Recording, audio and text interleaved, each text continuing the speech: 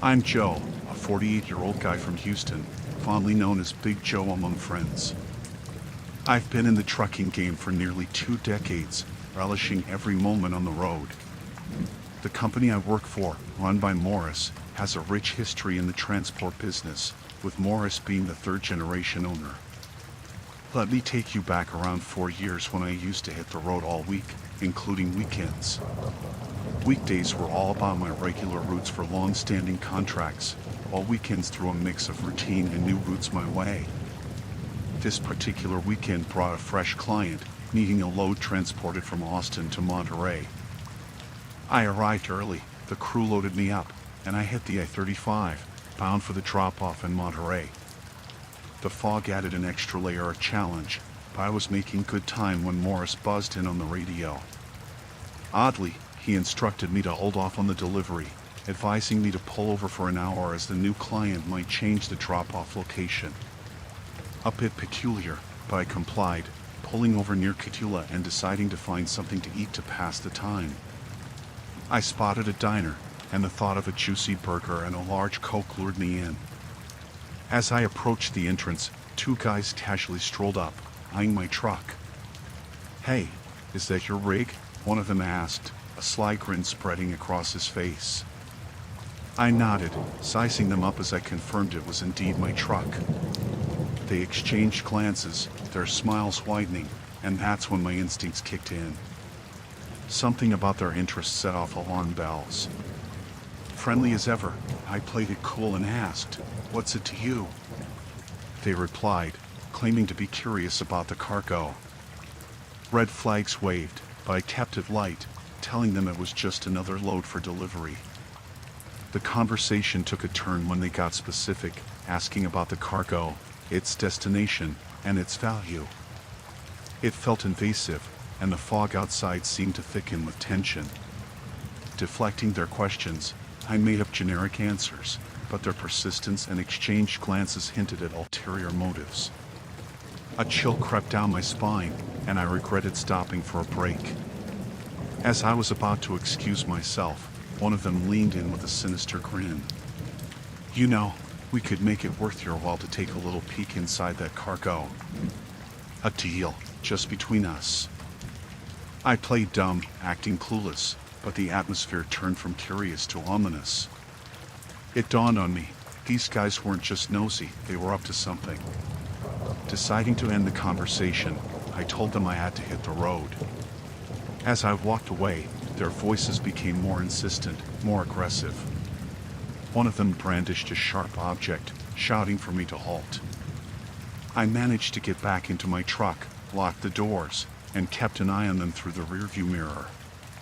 Pulling back onto the I-35, I couldn't help but wonder what would have happened if I hadn't escaped in time. Before we continue, I want to say a big thanks to Aura for sponsoring this video. Now, let's talk about a horror story we're all a part of, our online privacy. I recently Googled myself and uncovered a nightmare, loads of personal info exposed and sold by data brokers. This included my full name, phone number, and even my address. Aura's been my lifesaver in taking control of this. Aura found and stopped data brokers selling my info in just a few clicks. I just had to log in, go to Vault, then data broker removal. It's that easy. Not only does it tackle spam, but Aura shields me from hackers too. It's a complete package: antivirus, VPN, password management, parental controls, all in one. You might have some tools already, but without Aura, it's like locking the front door but leaving the back door wide open. Aura's always on, keeping me and all the devices in my house safe and secure so I can focus on what matters. If privacy matters to you too, then I highly recommend trying out Aura. You can start a 2-week free trial at aura.com/horrorhut. Links in the description. Thanks Aura for keeping us secure online. Now, let's continue with the video. I'm a trucker, been on the road for years, hauling loads from one place to another. It's not glamorous, but it pays the bills. One night, I was driving through the desolate Midwest, just me and the open road. The radio was on, crackling with static, and the only thing keeping me company was the hum of the engine. Out of nowhere, I saw a figure on the side of the road. Hitchhiker. Now, I know it's not the safest thing to pick up strangers, but this was the middle of nowhere, and the night was dark. Maybe it was the loneliness of the road or the sheer exhaustion, but I decided to pull over. The hitchhiker was a woman, shivering in the cold. She looked harmless enough, so I motioned for her to hop in. She had this distant look in her eyes, like she had a story to tell, but I didn't pry. We drove in silence for a while, the only sound being the hum of the wheels on the asphalt. As we went along, I noticed she kept glancing at the small, nondescript bag she carried. Didn't pay it much mind at first. People carry all sorts of things. But then, she started acting strange. Restless. Fidgety. It set me on edge, but I tried to focus on the road. I tried making small talk, asking where she was headed. She mumbled something about needing to get far away. That's when I started regretting my decision to pick her up. The atmosphere inside the truck grew tense, and I could sense something was off. Out of nowhere, she asked me to pull over. We were in the middle of nowhere, just fields and darkness. I hesitated, but she insisted.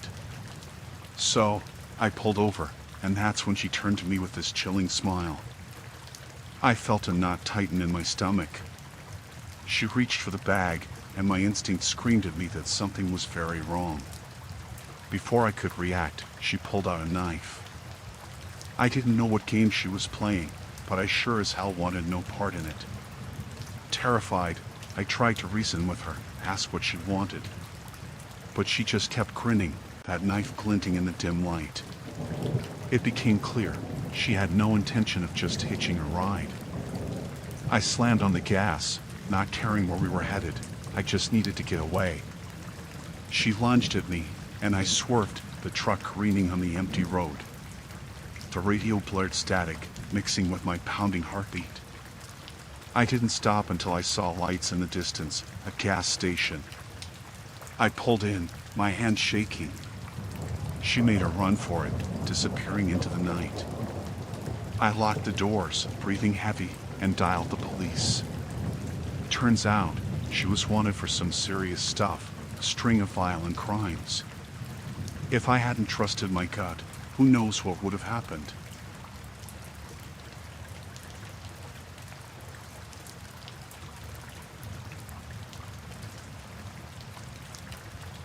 I'm just a regular trucker, hauling freight across the vastness of the Southwest. I've seen my fair share of desolate rest stops, but this one, out in the middle of nowhere, was different. The sun was setting, casting long shadows across the desert landscape. I pulled into the rest stop, my headlights cutting through the gathering darkness. There was only one other truck parked there, and I could see the dim glow of the rest stop's single light. As I stepped out, the air was thick with an eerie silence. The attendant's booth had a flickering fluorescent light, and the whole place had that worn-down feel. The attendant, a lanky guy with unkempt hair, stared at me with hollow eyes as I approached. I could feel something off about him, but I chalked it up to the loneliness of these remote places. I handed him a few bills for the shower and parking, and he just stared, not saying a word. I tried to shake off the weird vibe and headed to the restroom. Inside, the fluorescent lights buzzed, and the cracked tiles on the floor added to the general sense of neglect. The air was stale, and a chill ran down my spine. I hurried through my business, eager to get back on the road. When I returned to the truck, I noticed the attendant standing by the booth, still staring. He muttered something incomprehensible under his breath.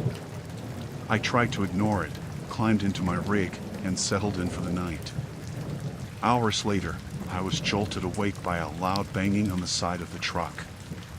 Startled, I peered out the window and saw the attendant, his eyes wide and wild. He was muttering again, words I couldn't quite catch. I yelled at him to leave me alone, but he just kept on, more agitated than before.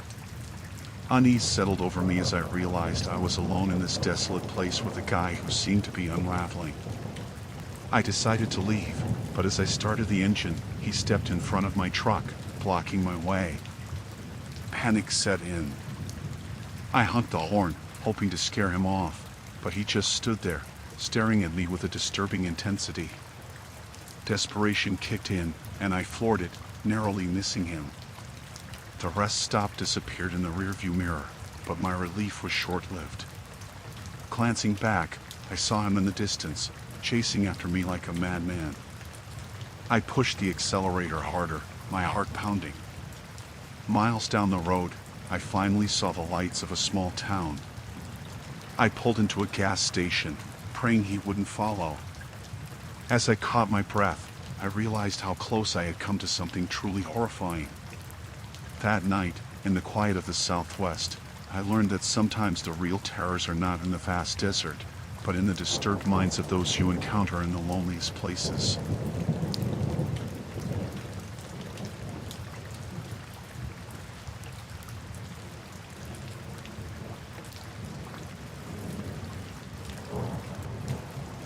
I'm just a trucker, you know? Hauling freight through the Rockies like I've done for years. It's a tough job, but I'm used to the long hours, the winding roads, and the solitude. It's just me, my truck, and the open road. One night, though, things got weird. I was driving through the Rockies, the moonlight casting eerie shadows on the mountain peaks. The air felt different, charged with an electricity I couldn't quite put my finger on. I tried to shake off the unease, blaming it on fatigue. As I rounded a bend, my headlights caught something on the side of the road. A figure. A person standing there in the darkness. Now, these mountain roads aren't exactly pedestrian-friendly, and I couldn't fathom why someone would be out there at that hour. I slowed down, peering through the windshield. The figure was a woman, wearing a tattered dress, her hair wild in the mountain wind.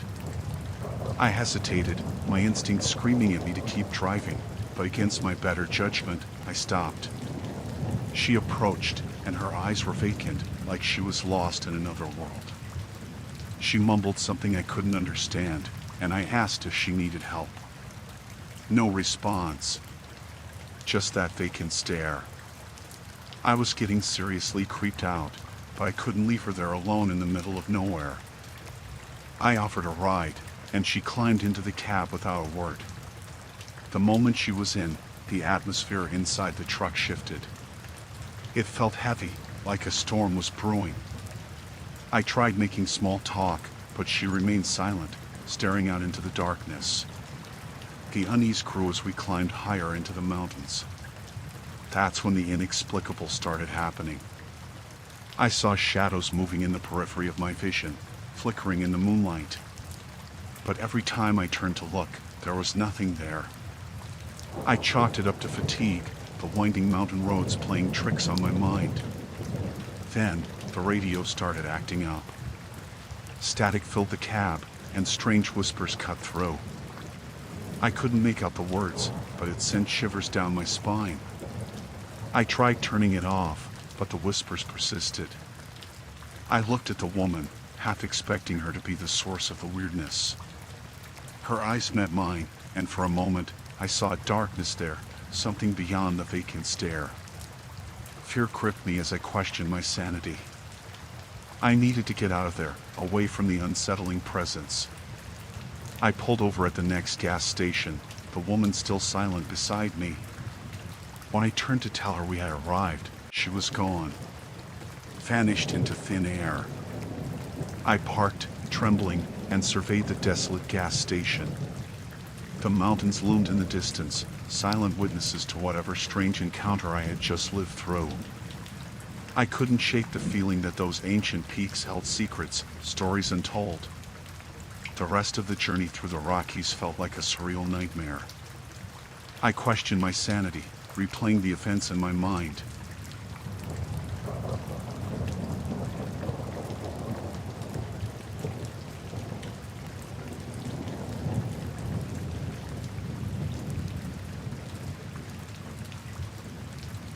Just a regular trucker, that's me.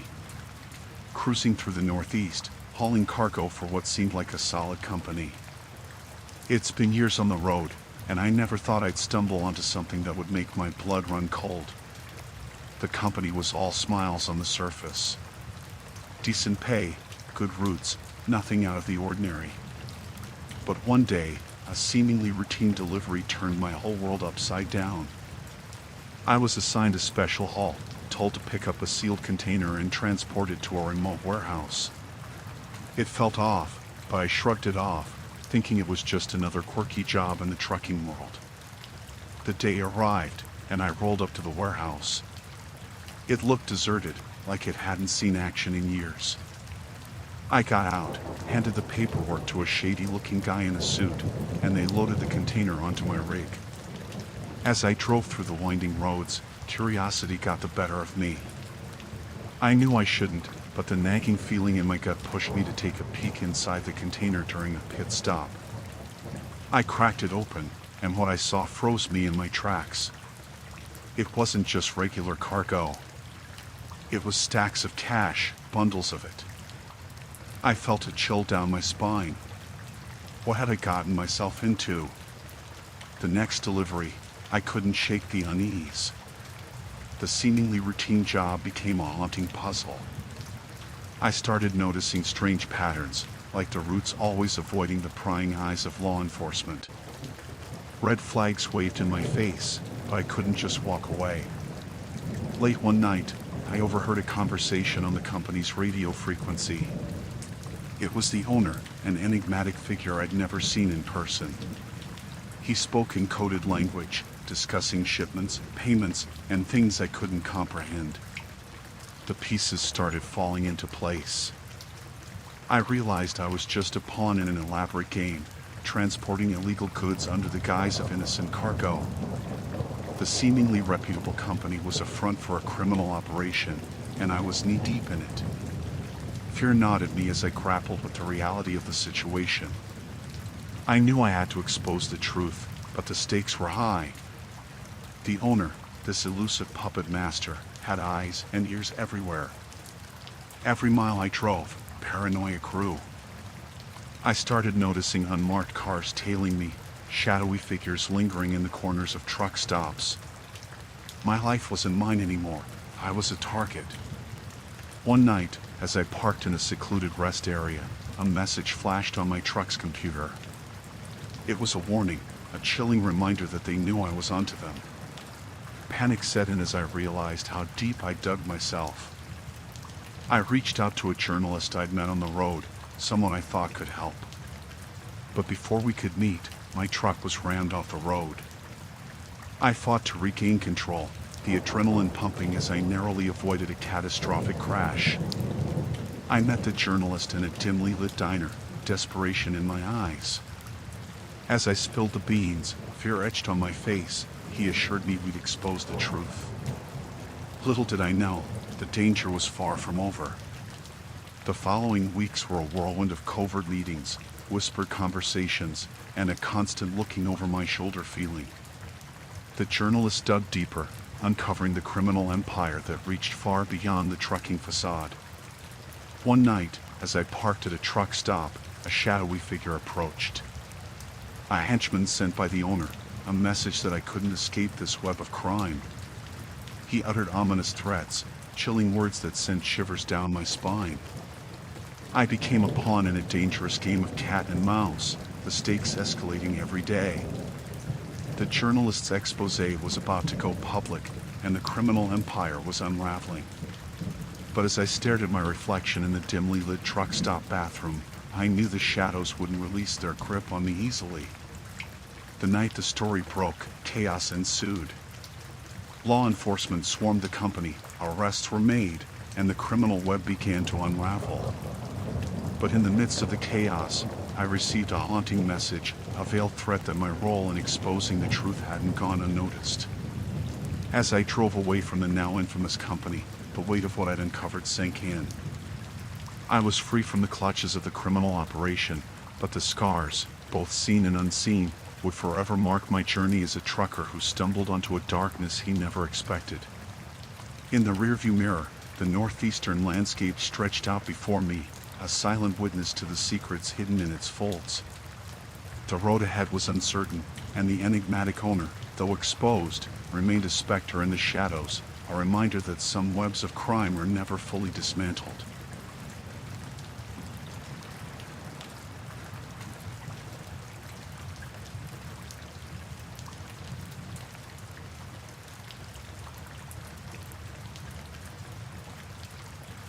We were driving through the Pacific Northwest, just a couple on a road trip. The rain beat against the windshield as we pulled into a gas station, seeking refuge from the storm. The flickering neon sign buzzed overhead, casting an eerie glow on the wet pavement. Inside the dimly lit convenience store, a peculiar-looking attendant eyed us as we grabbed some snacks. His eyes, weathered and tired, held a hint of something unsettling. As we approached the counter, he shot us a cryptic warning. "Be careful round these parts, especially that trucker over there," he muttered, nodding towards a solitary figure in a corner booth, hunched over a cup of coffee. We exchanged uneasy glances, dismissing the warning as the ramblings of a small-town eccentric.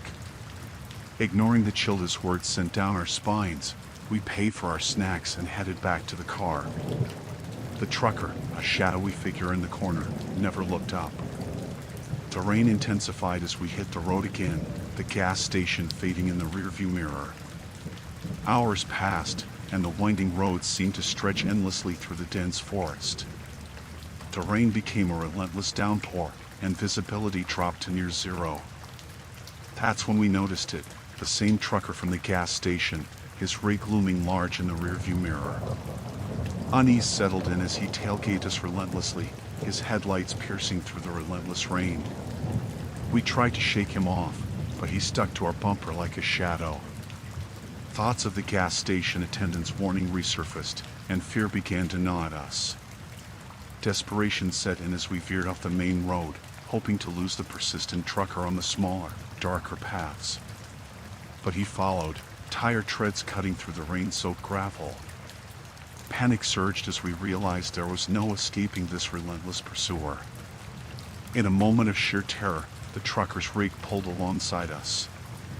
The driver, obscured by the rain-soaked window, made no attempt to communicate. He just stared, an unsettling gaze that sent shivers down our spines. The gas station attendant's warning echoed in our minds. With a sudden jolt, the trucker veered in front of us, forcing us to a screeching halt. The forest seemed to close in around us as the rain pounded on the roof, drowning out the sounds of our panicked breaths. The trucker climbed down, his silhouette emerging from the storm. He approached our car, his face obscured by the hood of his rain-soaked jacket. The gas station attendant's warning became a haunting reality as the trucker produced a knife, glinting ominously in the dim light. Time seemed to stretch as we stared into the abyss of his intentions. Suddenly, headlights pierced through the darkness, revealing a patrol car rounding the bend. The trucker, caught in the act, retreated into the shadows. The police officer, oblivious to the horrors that had unfolded, pulled over to check on us. We stumbled over our words, trying to convey the terror that had gripped us. The officer, skeptical but concerned, radioed for backup. As they investigated, we saw the trucker's rig disappearing into the rainy night. The gas station attendant's warning, once dismissed as the ramblings of an eccentric, now held weight. The encounter had unraveled into a nightmarish reality, leaving us shaken and scarred.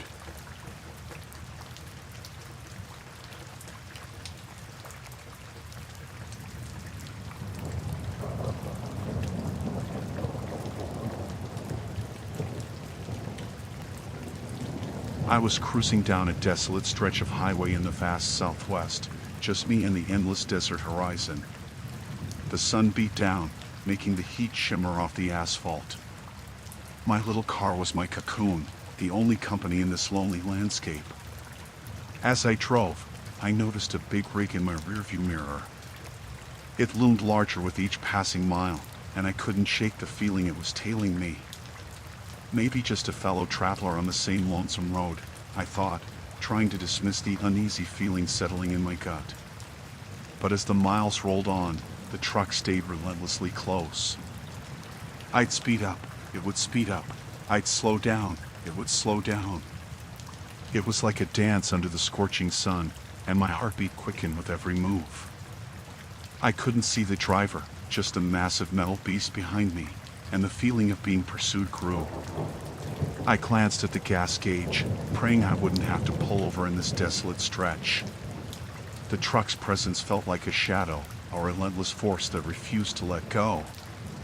Desperation crept in as I scanned the barren landscape for any sign of civilization. The trucker, faceless in my imagination, seemed like an ominous specter against the vast desert canvas. The isolation of the Southwest, once awe-inspiring, now felt suffocating. I tried to convince myself it was all in my head. Maybe the trucker had the same destination, and it was all a bizarre coincidence. But the paranoia lingered, an invisible weight on my shoulders, urging me to escape this relentless pursuit. With trembling hands, I dialed the local police, trying to articulate the growing fear in my chest. They assured me they'd send someone, but the vastness of the desert made me feel like a lone ant in a vast, uncaring world. As I pressed on, the truck's presence became more oppressive. It wasn't just following now, it was tailgating, a metallic menace on my tail. The desert, once expansive and awe-inspiring, now felt like a trap closing in. I took an abrupt turn onto a smaller road, hoping to lose my pursuer in the labyrinth of desert trails. But the truck followed, a relentless predator in this scorching wilderness. Panic set in as I realized there was no escape, just the vast desert swallowing us both. I floored the accelerator, my little car straining against the relentless pursuit. The sun blazed overhead, scorching everything in its path. The truck, a monstrous silhouette, refused to relent. The radio crackled with static, my desperate pleas for help drowned in the vast emptiness. In the distance, I spotted a gas station, a lone outpost in this desolate expanse. The hope of sanctuary fueled my resolve, and I sped toward it, the truck still hot on my heels. The gas station appeared like a mirage, a potential refuge from this nightmarish chase. I skidded into the station, tires screeching, and stumbled out of the car, gasping for breath. The truck pulled in behind me, its engine growling like a predatory beast.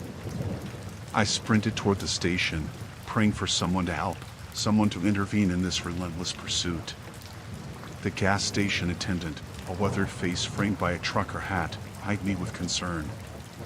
I blurted out the situation, the fear, the pursuit, and he nodded knowingly. He radioed the police, his eyes narrowing as he glanced at the ominous trucker. As the police arrived, the trucker, finally revealed in the harsh daylight, wore a menacing scowl.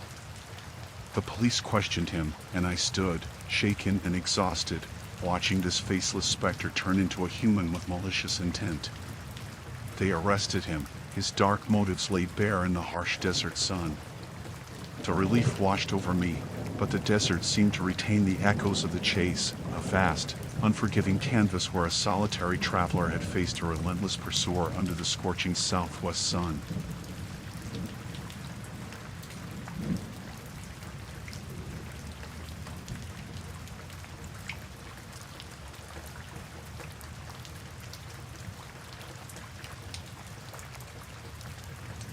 I'm just your average trucker, nothing fancy. Been on the road for years, hauling freight from one end of the country to the other. The Great Plains, vast and seemingly endless, have become my second home.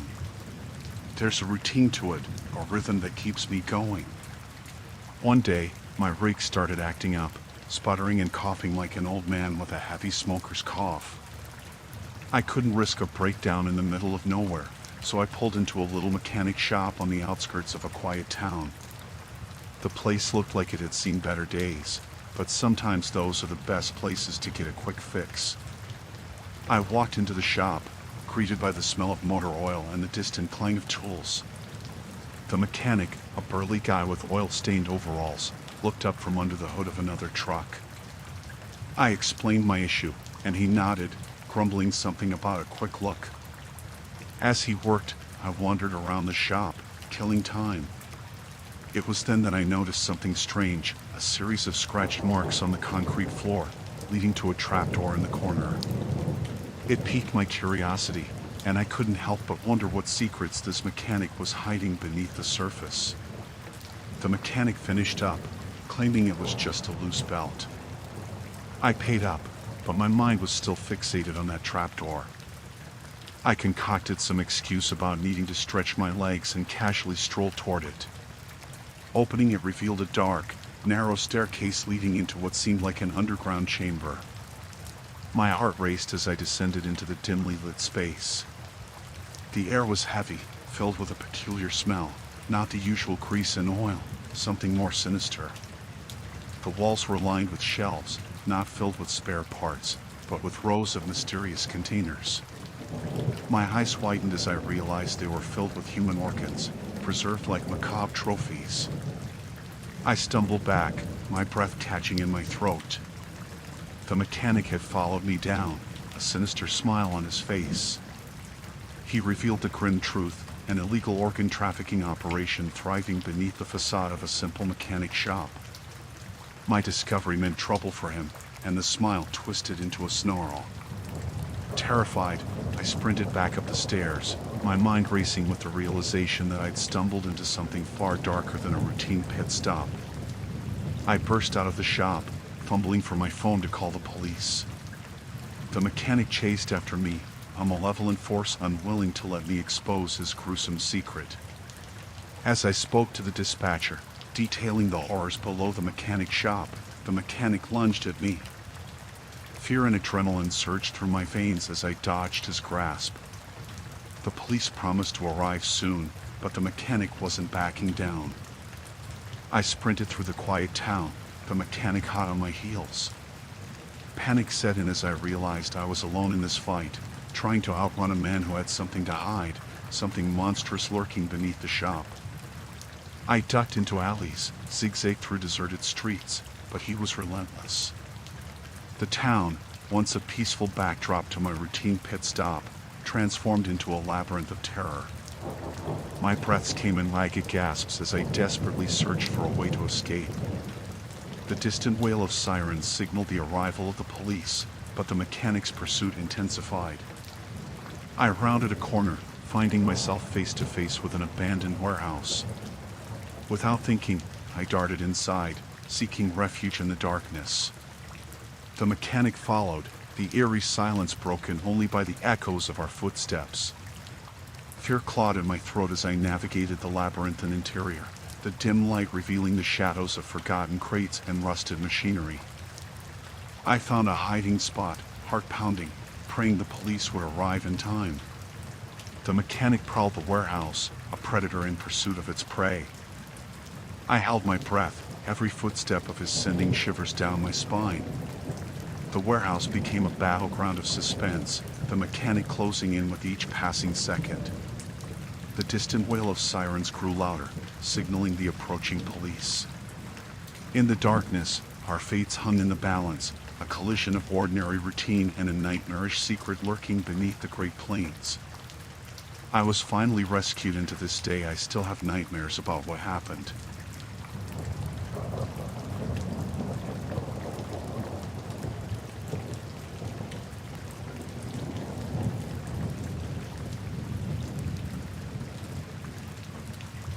I'm just a trucker, plain and simple.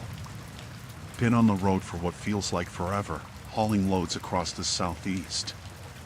You get used to the long hours and the hum of the engine. But there was this one night, a few years back, that still sends shivers down my spine. I was driving through the back roads of Georgia when my rig decided to call it quits. Just died on me, middle of nowhere. No cell phone signal, just the darkness and the sound of crickets. So, there I was, stuck in the middle of the southern wilderness, praying for a miracle. I managed to find a spot with a weak signal, just enough to call for roadside assistance. They promised someone would be out to help, but the ETA was a mystery. With nothing else to do, I sat in my truck, surrounded by the oppressive quiet of the night. Eventually, headlights appeared in the distance. Relief washed over me as the tow truck pulled up. The guy driving it was a burly fella, wearing a stained uniform that looked like it had seen better days. But beggars can't be choosers, right? He introduced himself as Roy, the local mechanic. Looked like he hadn't seen a good night's sleep in years. We exchanged a few words, and he got to work on my rig. As he tinkered around, I couldn't shake this feeling that something wasn't right. The air felt heavy, like a storm was brewing, but the skies were clear. Roy mumbled to himself, occasionally shooting me a glance that made my skin crawl.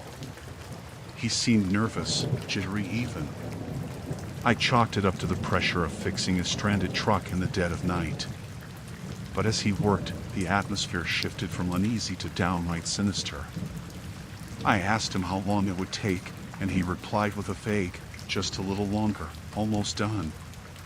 But the shadows danced around him, and his eyes held a glint of something malevolent. It was then that I noticed a toolbox by his side, filled with tools that seemed a little too sharp, a little too menacing. The minutes turned into an eternity, and Roy's movements became more erratic. He kept glancing towards the woods, as if expecting someone or something. My instincts were on high alert, telling me that I needed to get out of there, but my truck was still in pieces, and the southern night held me captive. Suddenly, Roy stood up, wiping his hands on a rag. His eyes, once avoiding mine, locked onto me with an intensity that sent chills down my spine. He muttered something about needing to check something under the truck and gestured for me to step out. As I reluctantly got out of my truck, I noticed the isolation of the place. No other cars on the road, no signs of civilization. The dim glow of the tow truck's headlights was the only source of light in that sea of darkness. Roy crouched down, pretending to inspect the undercarriage. That's when it hit me. This was a trap. There was no breakdown. My truck had been sabotaged.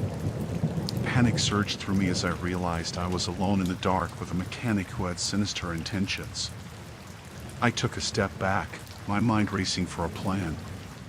Roy, sensing my unease, stood up with a twisted grin.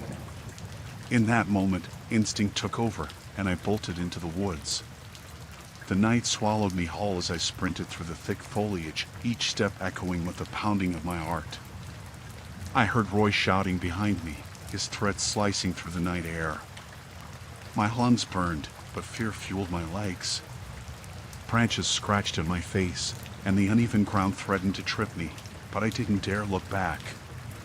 Eventually, I stumbled onto a road, and distant headlights signaled the approach of another vehicle. I flagged it down, breathless and terrified. The driver, a kind soul, offered to call the police and help me get to safety. As we drove away, I glanced back, half expecting Roy to emerge from the shadows. The police arrived, and I explained everything, the breakdown, the mechanic with a sinister plan. They assured me they'd look into it, but I couldn't shake the feeling that Roy's malevolence ran deeper than that dark southern night.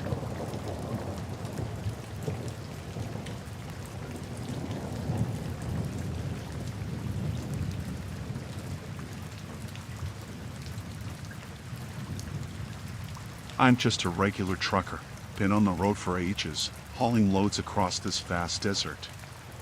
It's lonely out here, just the hum of the engine and the endless horizon. One night, a few years back, things went from routine to a living nightmare. I was part of a convoy, a bunch of us truckers sticking together through the desert. Safety in numbers, they say. It was late, and the moon hung low in the sky, casting an eerie glow over the sandy landscape. We were making good time, just us in the road, when things took a dark turn. Headlights appeared on the horizon, a group of bikers riding towards us. At first, we thought nothing of it, just fellow travelers, maybe some bikers on a late-night ride. But as they got closer, an unease settled in the pit of my stomach. Something about them felt off. The lead biker pulled up next to our convoy, giving us a cold stare. No words exchanged, just the rumble of their engines cutting through the night. We kept driving, thinking they'd pass us by, but that's when it started. Out of nowhere, one of the bikers veered towards the first truck in our convoy. It happened so fast, the screech of tires, the deafening crash. We watched in horror as the biker sped away, leaving chaos in its wake. The rest of the convoy slowed down, trying to make sense of the wreckage. Fear hung heavy in the air. We radioed for help, but the bikers weren't done. They circled us like vultures, choosing their next target. Another truck went down, the bikers weaving in and out with deadly precision. Panic set in, and we were caught in a nightmare we couldn't escape. The desert, once vast and empty, now felt like a trap closing in on us. The convoy became a target, the bikers picking us off one by one. It was chaos, the night shattered by the screams and the twisted metal. Each passing moment, the dread deepened. We were helpless, just trying to survive the relentless assault. Our radios buzzed with a mix of frantic pleas for help and the cold laughter of the bikers. They weren't after our cargo or money. It was something darker, something sinister that I couldn't quite grasp. The desert, once a vast expanse of solitude, had become a hunting ground. As the night wore on, the convoy dwindled. Trucks lay broken and abandoned, and the remaining survivors clung to the hope of making it out alive. The bikers, faceless in the darkness, continued their assault.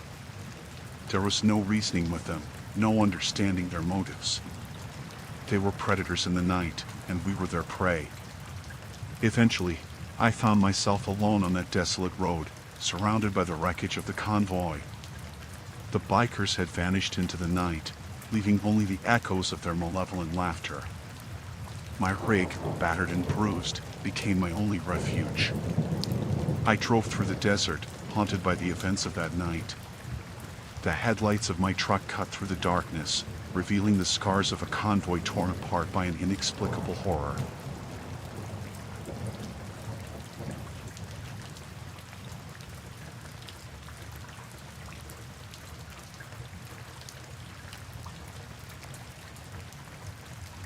A few years back, I was on a long stretch of highway, tired as hell, looking for something to keep me awake. That's when I found it, the late-night radio show. The signal was weak, the voice on the radio scratchy and distorted. It was some guy talking in a low, almost hypnotic tone. He had this eerie charisma, drawing me in like a moth to a flame. I couldn't explain it, it felt like he was speaking directly to me. He called himself the Night Watchman, and the topics he dealt into were bizarre, like secrets hidden in plain sight, the darkness beneath the surface of everyday life. It was chilling, but I couldn't turn it off. His voice echoed through the cab, seeping into my mind like a fog. The Night Watchman began talking about desires buried deep within us, things we never admit to wanting. It was unnerving, and I found myself hooked, unable to resist the pull of his words. He spoke of a different reality, one where inhibitions were cast aside and primal instincts ruled. As I drove through the night, his voice took on a hypnotic quality. I felt like a passenger in my own truck, his words steering me into uncharted territory. The road became a blur, and my surroundings twisted into a surreal landscape. The Night Watchman started issuing commands, strange and unsettling. He spoke of a hidden world where true freedom awaited, but only for those brave enough to embrace the darkness. I couldn't resist. It was like a compulsion, a force beyond my control. He told me to pull over, somewhere remote, away from prying eyes. I found a desolate spot, the darkness swallowing the truck. The radio crackled with his instructions, pushing me to do things I'd never consider in my right mind. It was as if the Night Watchman had taken control, puppeteering me from the airwaves. I stepped out into the cold night, the radio still playing his hypnotic monologue. The instructions grew more disturbing, leading me to the cargo hold. My hands moved mechanically, opening the trailer with a sense of dread gnawing at my insides. The cargo, precious and innocent, was now at the mercy of the night watchman's commands. I shuddered at the realization of what I was doing, but I couldn't break free from his influence. It was like a nightmare unfolding in the dead of night. The night watchman reveled in the chaos, his voice escalating as I followed his every directive. The cargo became a sacrificial offering to the dark forces he spoke of, and I was just a pawn in his twisted game. As the night wore on, the trance began to lift. I found myself standing alone, surrounded by the consequences of my actions. The cargo, once secure and untouched, now bore the scars of a nightmarish ordeal. The radio fell silent, the night watchman's ominous presence fading into the static. I was left alone in the cold night, haunted by the realization of what I had become, a pawn in a macabre radio show that pushed me to the edge of sanity.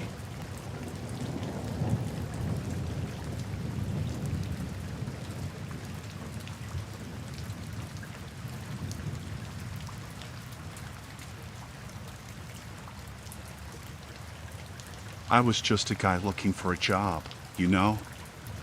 A regular Joe. The economy wasn't doing great, and I needed work. So, when I saw an ad for a trucking gig in the southeast, I thought, why not?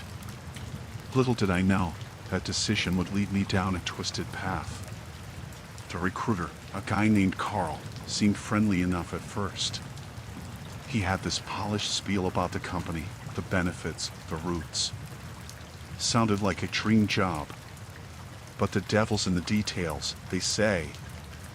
As I went through the hiring process, things started to get weird. Carl kept asking about my personal life, almost prying into it. I chalked it up to his quirky personality, but there was something off about the way he looked at me. Like he was sizing me up, measuring my worth for something beyond just a trucking job. One day, I overheard some hushed conversations at the office. Whispers about drivers who vanished without a trace, routes that led to nowhere. I couldn't ignore the sinking feeling that I was stepping into a nightmare. The training started, and Carl became more than just a recruiter. He was my instructor, and every lesson felt like a descent into a darker world. He spoke cryptically about the road, the places we'd go, and the secrets hidden in the long stretches of highways. One night, after a grueling training session, I found a map in Carl's office. It had markings on it, routes that coincided with the disappearances. The connection hit me like a ton of bricks. I was in the belly of the beast, surrounded by a mystery I never signed up for. As my first solo run approached, the tension in the air thickened. Carl's smiles became more menacing, his eyes colder. I realized I had stumbled into something beyond my control, something that went way beyond a trucking job. On the road, I started noticing oddities, strange cargo, unscheduled stops, and Carl's eerie instructions. The feeling of being watched was relentless, like unseen eyes were following my every move. The road became a trap, each mile closing in on me. One night, parked in a desolate rest area, I uncovered the truth. The cargo I was hauling wasn't just goods, it was a dark secret, a connection to the vanished drivers. Carl's twisted agenda unfolded, and I became a pawn in a sinister game. Fear gripped me as I realized my life was hanging by a thread. Quitting wasn't an option, I was entangled in a web of danger. The disappearances weren't accidents, they were orchestrated, and I was the unwitting accomplice. I decided to confront Carl, to demand answers. But he was always one step ahead, his smile widening with each passing day. The dark secrets of the company were closing in, and I was trapped in the headlights of a freight train, hurtling toward an unknown abyss. The final straw came when I found a dossier in Carl's office, a record of the vanished drivers, their faces frozen in photographs, their stories lost to the shadows. It was a chilling revelation, and I knew I had to escape before I became the next entry in that macabre archive. One night, I left without a word, abandoning the truck and the horrors it carried. I drove into the night, haunted by the shadows of the road. The company's secrets trailed behind me like a ghostly convoy. I never looked back, but the memories of that twisted journey lingered. I was just a guy looking for a job, but what I found was a descent into darkness, a brush with something beyond comprehension.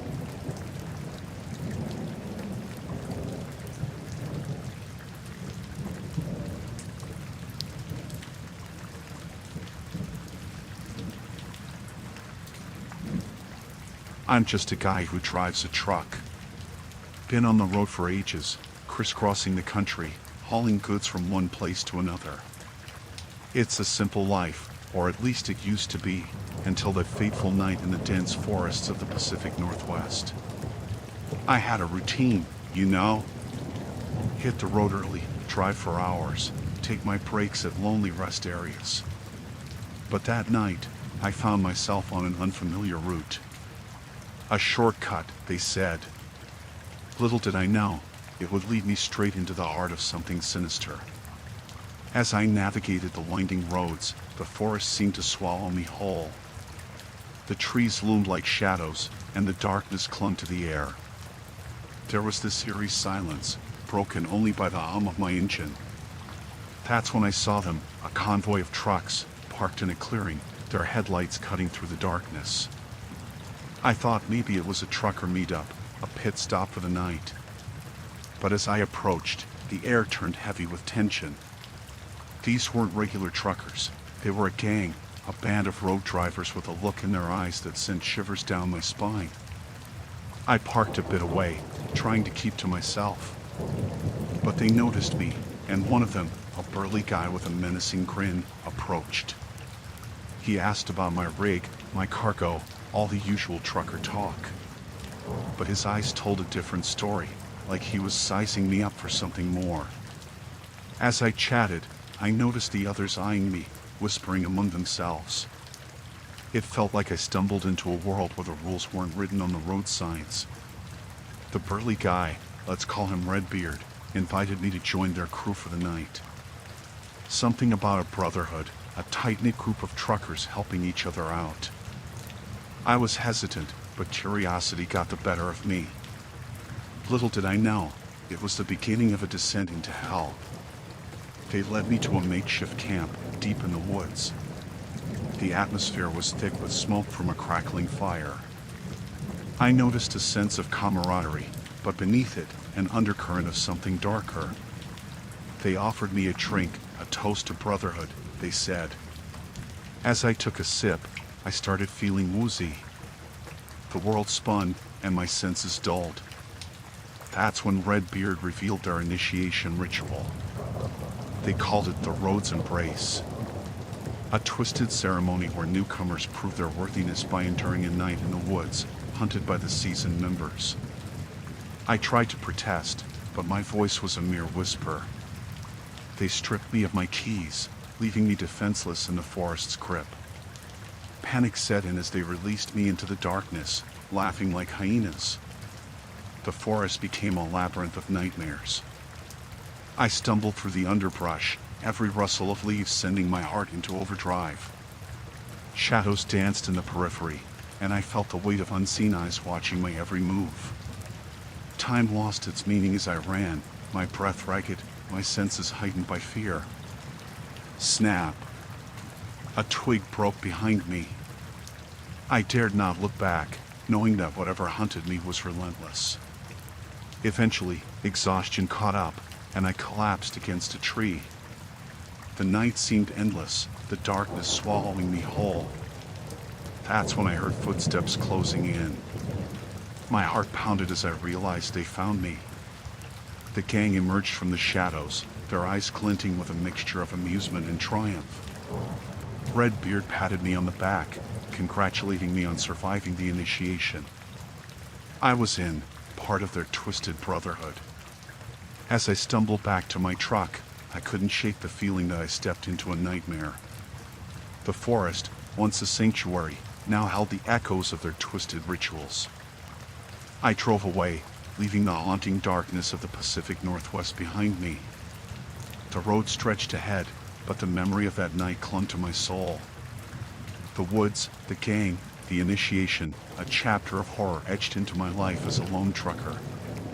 And as the miles rolled by, I couldn't escape the chilling truth that the road I traveled had secrets darker than the shadows in the Pacific Northwest forest.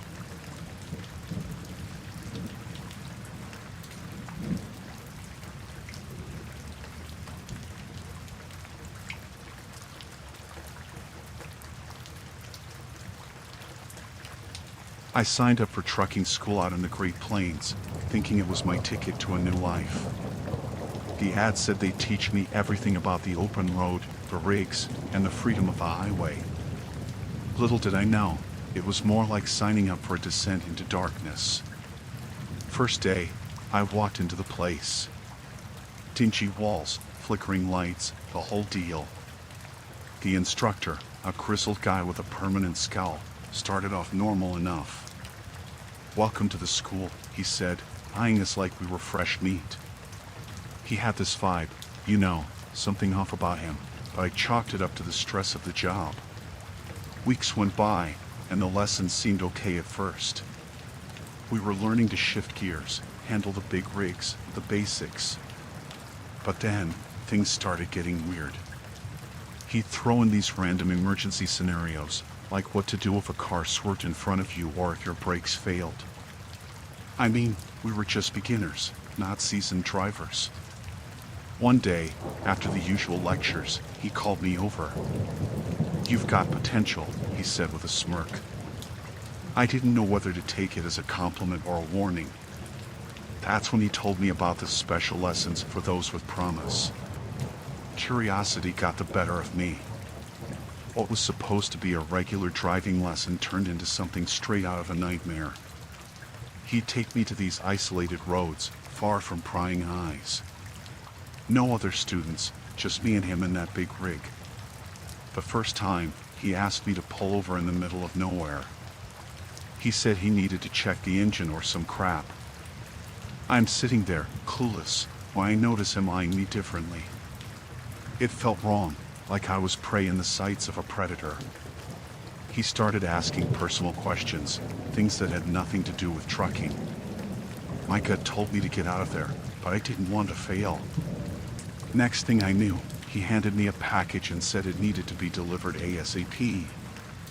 No company markings, no details, just a vague address and a sense of unease. As I drove, that package weighed heavy on my mind. I couldn't shake the feeling that I was mixed up in something I shouldn't be. The address led me to an abandoned warehouse on the outskirts of town. My nerves were shot, but I went inside. The place was pitch black, my footsteps echoing like whispers in the silence. That's when I saw them, shady figures lurking in the shadows. They wanted the package, no questions asked.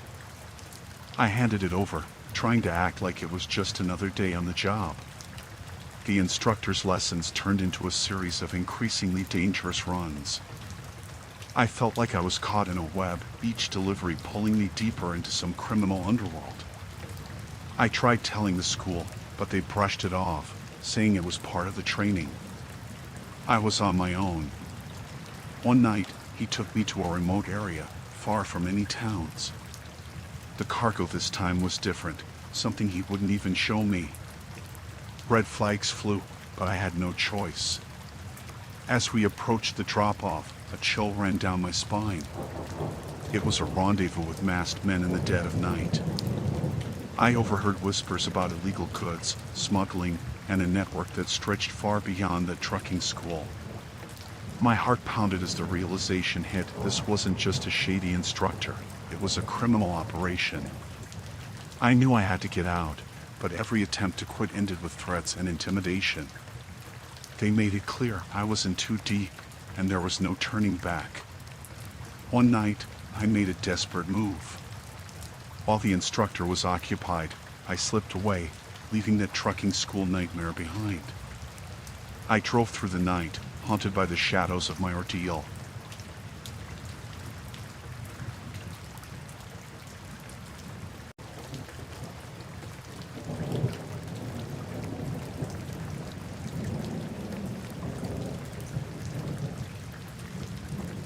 There I was, just another day on the open road in my big rig.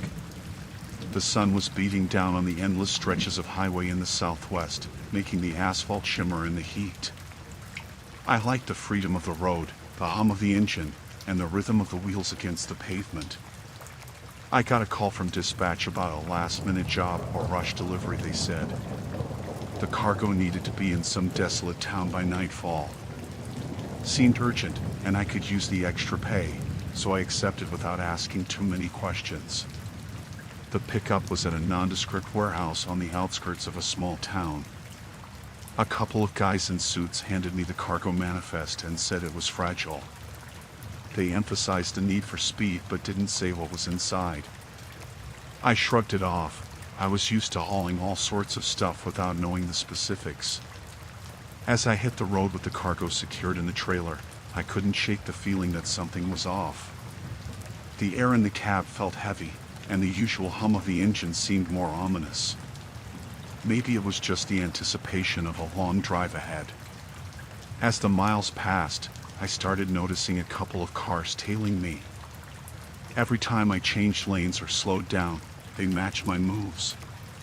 Paranoia kicked in, and I thought maybe I was overthinking it. Maybe they were just fellow travelers going the same way. Night fell, and the dim glow of the dashboard was the only light in the cab. I had this eerie sense that I was being watched. The road was empty, and the only sounds were the wind and the low rumble of the engine. I pushed the unsettling thoughts aside, focusing on reaching my destination. As I approached the town, the GPS guided me to a desolate area. No signs of life, just abandoned buildings and an eerie silence. Red flags waved, but I pushed on, determined to deliver the cargo and be done with it. The drop-off point was a rundown warehouse at the edge of town. No lights, no welcoming committee, just darkness.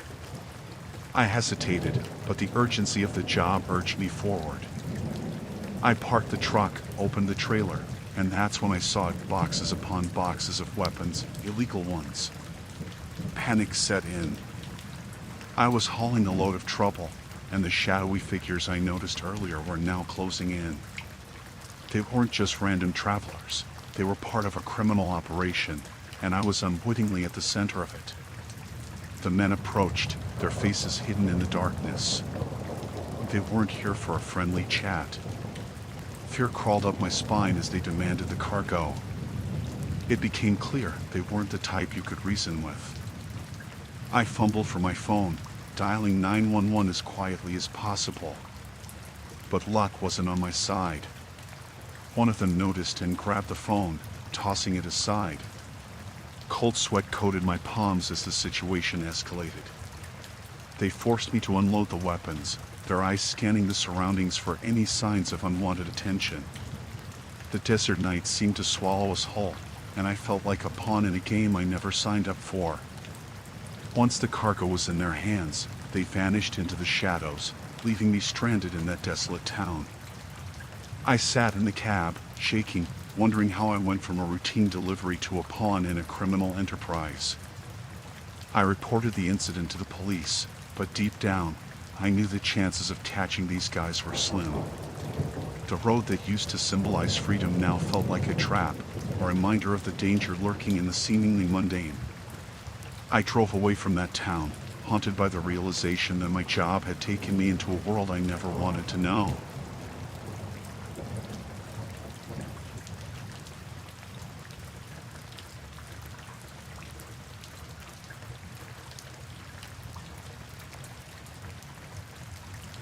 Back in the summer of '98, me and my buddies thought we'd be adventurers for a weekend. We decided to explore the backwoods of the Appalachians, just for kicks. We were clueless, excited, and full of bravado, typical small-town guys thinking we could conquer anything. Our plan was simple: hike the trails, camp out under the stars, and make some memories. We had no idea what was waiting for us in those dense woods. It all started when we stumbled upon an old, beat-up truck in a clearing. It looked like it had been there for ages, rust eating away at its once vibrant red paint. Curiosity got the better of us, so we circled the truck, trying to piece together its story. The air felt heavy, like the woods were holding onto a secret.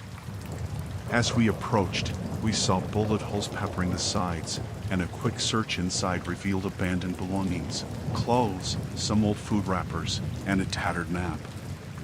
We laughed off the eerie vibes, attributing them to our overactive imaginations. That's when we found a faded newspaper clipping under the driver's seat. It told a story of a trucker gone missing in the 70s, his truck discovered in these very woods. They never found him, just his abandoned rig. Nightfall came fast, and we set up camp near the clearing, trying to shake off the unease from the truck's dark past. As we sat around the fire, strange noises echoed through the trees. We brushed it off as the usual sounds of the wilderness, but that didn't stop the chills running down our spines.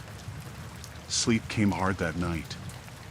We tossed and turned in our tents, each of us blaming the uncomfortable ground for our restlessness. But deep down, we all knew something was off. When the first light of dawn broke, we decided to leave that cursed clearing behind. As we hiked away, the forest seemed to close in on us. Branches snapped behind us, and the air grew colder.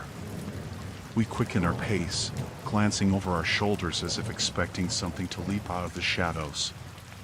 The unease lingered, refusing to let us shake it off. Hours later, we stumbled upon a dilapidated shack deeper in the woods. We cautiously approached, the air thick with tension. Inside, we found old photographs scattered on the floor. They were of the missing trucker, documenting his life on the road and his love for these very woods. Our hearts pounded as we realized we were being watched. The rustling outside grew louder, shadows dancing in the corners of our vision. Panic set in, and we bolted out of there, fear propelling us faster than reason. The forest became a maze, trees closing in on us as if conspiring with some unseen force.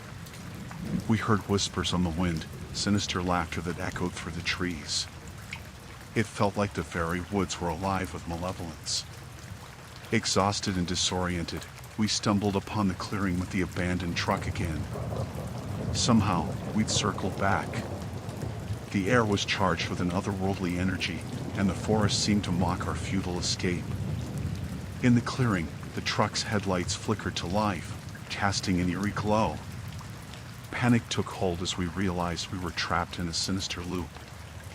Shadows moved around us, and the forest seemed to hunger for our fear. We made a desperate dash, blindly navigating the trees. The whispers grew louder, merging with the rustling leaves and snapping branches. It felt like the very essence of the missing trucker was haunting us, seeking revenge for disturbing his resting place.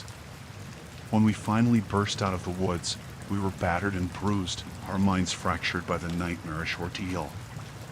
The truck's headlights faded behind us, leaving the clearing in darkness once again. We never spoke of that night, the unspoken agreement lingering among us.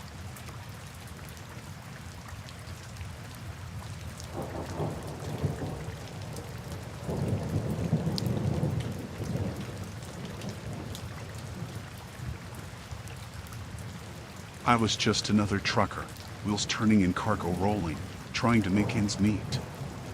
Never thought my life would get tangled in some rich family drama. It all started when my usual route took me deep into the Northeast, a place where money flowed like water, and power was measured by the size of your fleet. The Thompsons, a name synonymous with trucking royalty, owned a massive transport empire. Rumors whispered about family feuds, but I never cared much for gossip. All I wanted was to haul my load, get paid, and hit the open road again. But fate had other plans. One day, I got a call from Mr. Thompson himself, the patriarch of the trucking dynasty.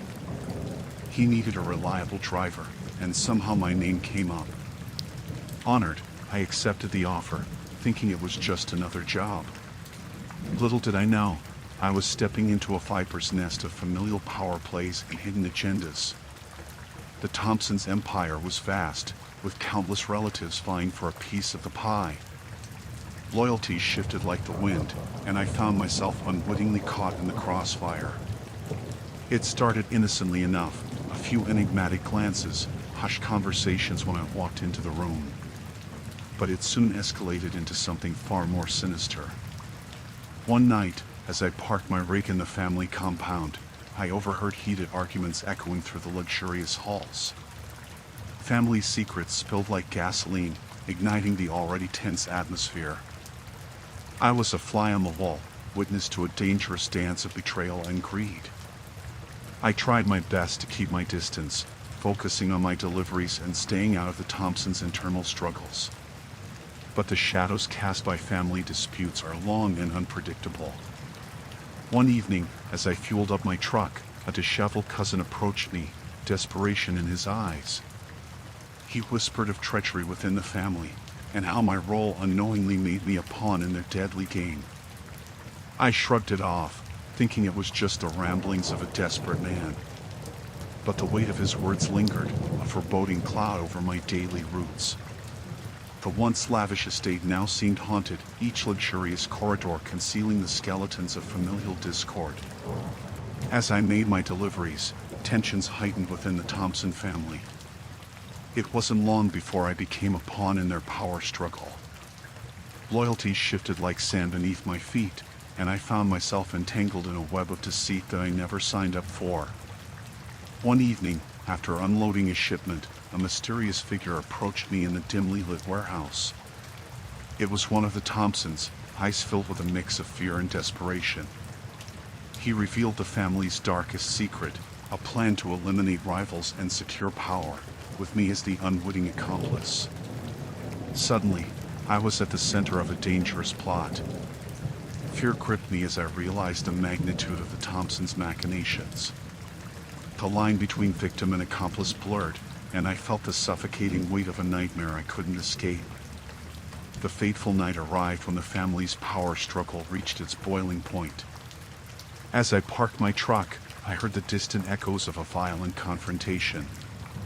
The once grand estate now resembled a battleground, and I stood on its outskirts, a helpless observer to the chaos unfolding. Betrayals, gunshots, and screams filled the air. It was a war waged within the walls of opulence, hidden from the prying eyes of the outside world. The Thompsons, once a symbol of wealth and influence, were now tearing each other apart. Caught in the crossfire, I retreated to my truck, heart pounding. The power struggle had erupted into a full-blown war, and I was the unwitting soldier dragged into the chaos. As I drove away from that hellish scene, I couldn't shake the feeling that the shadows of the Thompson family's deadly secrets would forever linger on my conscience. In the rearview mirror, the mansion stood as a testament to the destructive power of wealth and ambition.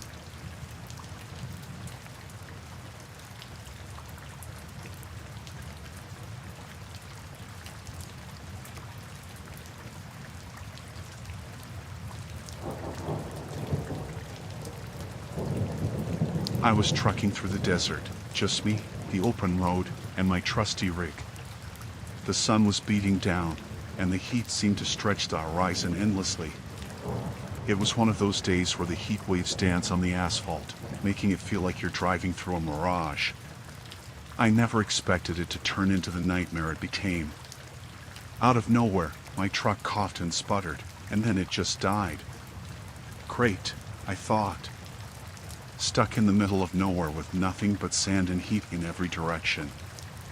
I popped the hood, hoping it was just a minor issue, but my mechanical skills were about as impressive as a fish riding a bicycle. As I stood there, sweat dripping down my face, I saw a dust cloud in the distance. My initial relief at the prospect of help turned into wariness as a beat-up pickup truck approached. Two guys hopped out, both wearing worn-out jeans and faded flannels. Seemed like locals, and they offered to give me a hand. They poked around under the hood, nodded like they knew what they were doing, but their eyes told a different story. There was something off about them, a kind of intensity that made me uneasy. They exchanged glances when they thought I wasn't looking, and I couldn't shake the feeling that their helpful facade was hiding something darker. One of them, a wiry guy with a scruffy beard, suggested they tow my truck to their place. They assured me they had the tools to fix it up. It seemed like a lifeline at the time, but hesitation clawed at me. Still, what choice did I have? We drove for what felt like hours through the endless desert, and I couldn't shake the thought that we were heading deeper into the abyss. When we arrived at their so-called place, it was nothing more than a ramshackle collection of trailers surrounded by the vast emptiness of the desert. The sun dipped below the horizon, casting long shadows across the sand. That's when things took a turn. The atmosphere shifted, became heavy with something I couldn't quite put my finger on. The guys started acting strange, whispering to each other in hushed tones. I began to feel like a guest who'd stumbled into a party where he wasn't invited. As they worked on my truck, their behavior grew more erratic. I couldn't shake the feeling that their idea of fixing meant something entirely different. My gut screamed at me to get out of there, but my truck was still in pieces, and the desert offered no refuge. The night wore on, and it became apparent that their intentions were far from helpful. In the dim glow of a flickering lantern, I saw glints of something metallic, tools that seemed more suited for inflicting harm than repairing an engine. Panic set in as I realized I was in a situation way beyond a breakdown. I managed to distract them with small talk, all the while subtly edging closer to my truck. The desert night was silent, and every creak and murmur heightened my fear. With each tool they pulled out, my heart pounded louder, echoing in the vast emptiness around us. In a moment of desperate opportunity, when their attention wavered, I bolted for my truck. Adrenaline surged through me as I fumbled with the keys, praying it would start. The engine roared to life, and I peeled out of there, leaving those sinister shadows in the desert behind. I drove through the night, not stopping until I reached the safety of a well-lit truck stop. Fear and relief battled within me, and I couldn't shake the feeling that I'd narrowly escaped a fate I didn't want to contemplate. As I look back on that night, the desolate desert took on a new meaning, a place where the line between survival and the unknown blurred.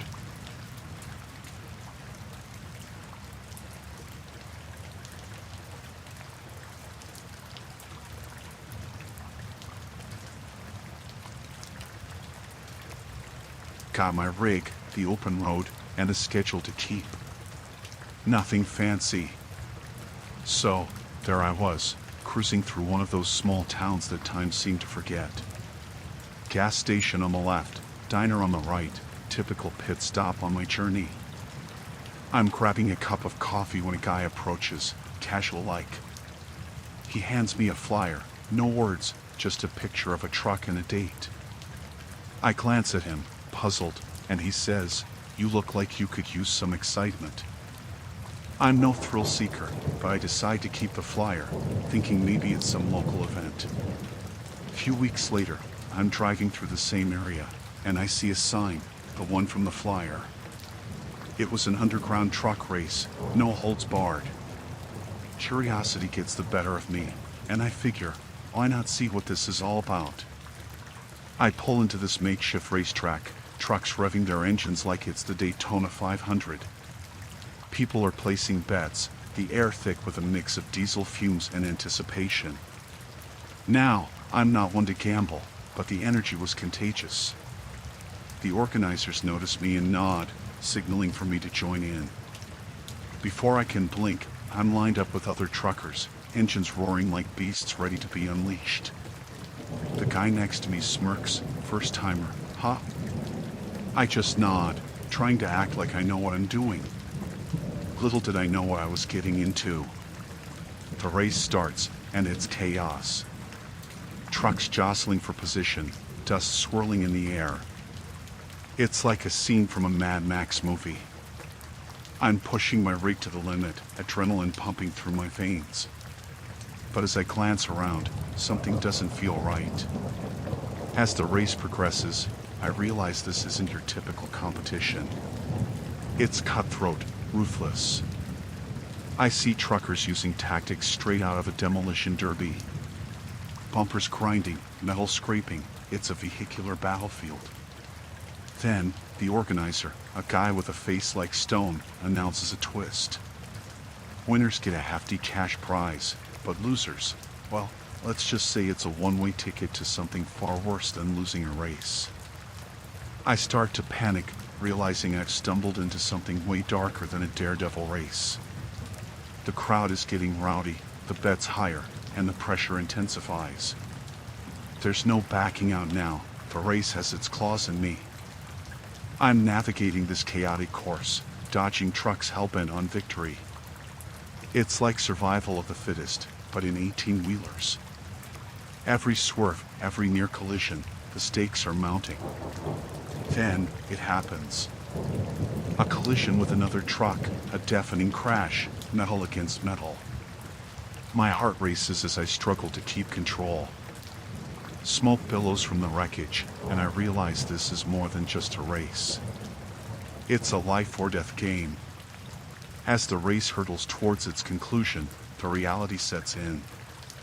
I'm not just competing for a cash prize, I'm fighting for my life. The cheers of the crowd become a sinister symphony, and the finish line is both a salvation and a trap. I cross the finish line, a mix of relief and dread washing over me. The crowd erupts, and I'm handed a bag of cash. But that's not the end.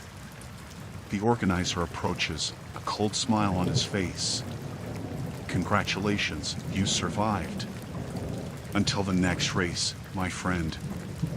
I'm left standing there, the cheers fading into an eerie silence. I look around at the other truckers, winners and losers alike. We're all part of this twisted underground race, bound by the asphalt and the shadows it conceals. As I drive away, the bag of cash beside me, I can't shake the feeling that I've stepped into a world I never wanted to know.